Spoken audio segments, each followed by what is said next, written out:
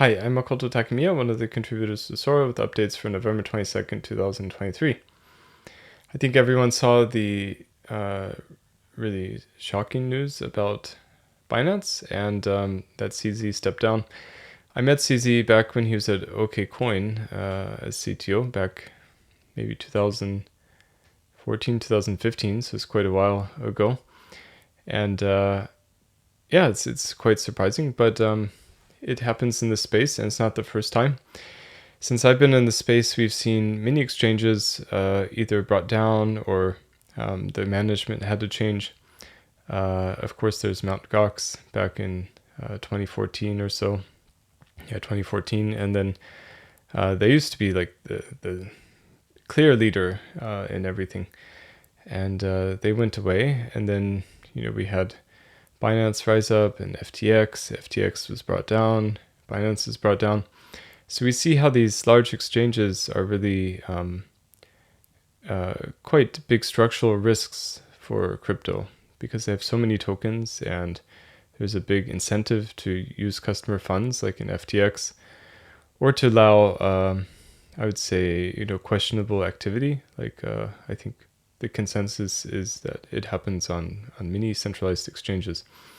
So it's unfortunate, but I think it shows the way for the need to get back to the roots of crypto, which is really about decentralized infrastructure. So Bitcoin was created as a peer-to-peer cash, basically, if you read the white paper from Satoshi Nakamoto. And with SORA, we're trying to get back to these roots by having decentralized governance on top of the blockchain, so everything is run as a DAO, and the token holders get to decide what to do. And PokeSwap is a decentralized exchange that's directly connected on-chain without any intermediaries, which is, I think, really groundbreaking in the level of decentralization that we've been able to achieve.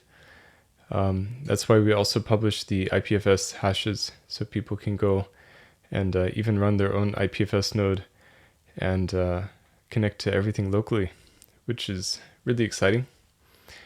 So I think it's important to understand that the decentralized infrastructure like PokeSwap and SORA network is not just a gimmick. It's really something that's very important to create a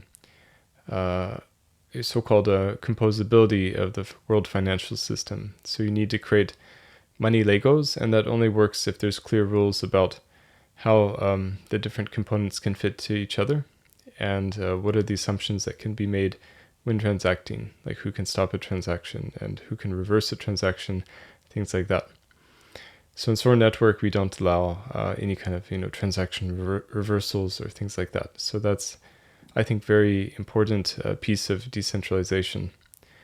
And on SORA, we also get the best of both worlds, really, by having active monetary policy on chain, where the SORA token holders vote on referendums to distribute new tokens into the SORA economy to help the economy to grow. And this provides a stable and consistent source of funding for builders as well, which also builds up confidence in the users and other builders of apps on top of SORA that the network will be well maintained into the future.